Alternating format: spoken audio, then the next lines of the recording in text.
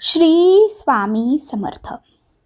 तर मंडळी, श्री स्वामी समर्थ महाराजांना वंदन करून आपण श्री स्वामी चरित्र सारामृताच्या 6व्या अध्यायाला सुरुवात करूयात.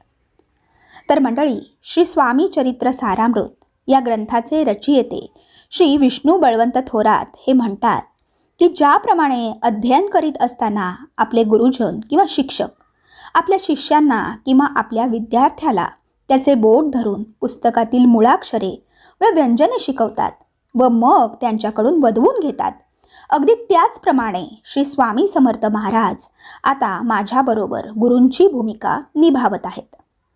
मी एक अज्ञानी व मतिमंद असून सुद्धा त्यांचे चरित्र तेच माझ्याकडून लिहून घेत आहेत. हाच तर त्यांचा मोठेपणा आहे. मी तर एक हीनबुद्धी असलेला एक मतिमंद व्यक्ती आहे. त्यामुळे त्यांचे चरित्र लिहित असताना त्यात काय गोडवा येईल हे तर आता पाठकच ठरवतील. हे सांगून आता मागील उरलेली कथा पुढे सांगतात. ज्यावेळी श्री स्वामी समर्थ महाराज श्री चोळप्पा यांना सांगतात की बडोद्याचे राजे हे स्वतः खूप अभिमानी तर आहेतच, पण त्यांच्या मनी भक्तिभावनेचा लवलेशही नाही, तेव्हा अशा व्यक्तीच्या सान्निध्यात आम्हाला जाणे योग्य वाटत नाही. श्री स्वामी समर्थ महाराजांच्या भावना श्री चोळप्पा यांनी तात्यासाहेब यांच्या कानी घातल्या. त्यांचे हे अप्रत्यक्षित बोलणे ऐकून तात्यासाहेब खूप निराश झाले. त्यांना आता असे वाटू लागले की आपले प्रयत्न तर आता निष्फळ होताना दिसत आहेत व माझ्यावर दिलेली जबाबदारी मी पार पाडली नाही तर बडोद्याचे राजे महाराज माझ्यावर नाराज होतील. त्यांच्या मनात वाटत असलेल्या या भीतीपोटी त्यांनी पुन्हा अक्कलकोट येथे धर्मकार्य व अनुष्ठाने चालू केलीत. श्री गुरुचरित्र ग्रंथावरील सप्ताह पारायण ब्राह्मणाच्या सहाय्याने आयोजित केले गेले व जेवणावळ पण उठवल्या व दानधर्म पण केले. पण शेवटी त्या दांभिक भक्तीचा त्या अक्कलकोटमध्ये काहीच परिणाम झाला नाही.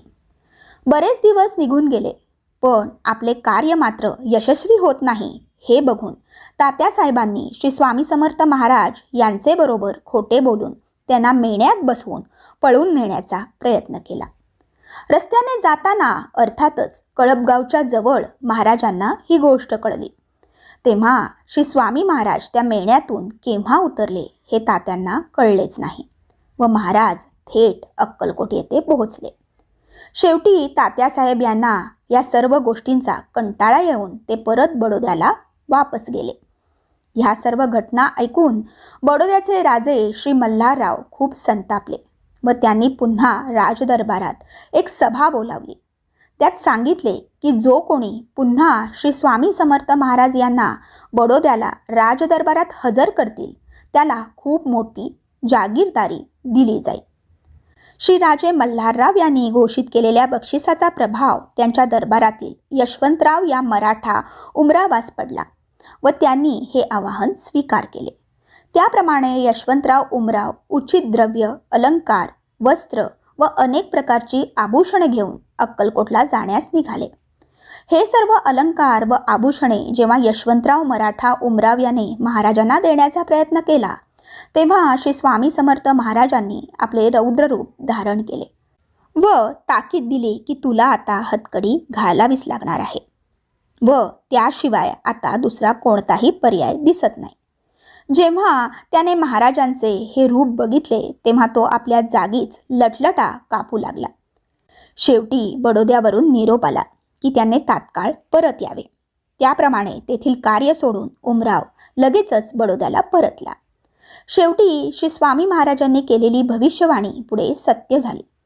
श्री मल्हारराव राजे यांना आपले राज्य तर गमवावे लागलेच, परंतु त्यांचा उमराव सरदार याच्यावर कोण्या एका साहेबांवर विष प्रयोग करण्याचा आरोप सिद्ध झाला व त्याच्या हाताला हतकडी लागली व त्याला तुरुंगात जावे लागले. हे सर्व महाराजांच्या अवकृपेचे फळ दोघांनाही भोगावे लागले. येथे श्री स्वामी चरित्र सारामृत या ग्रंथाचा 6वा अध्याय संपूर्ण होत आहे.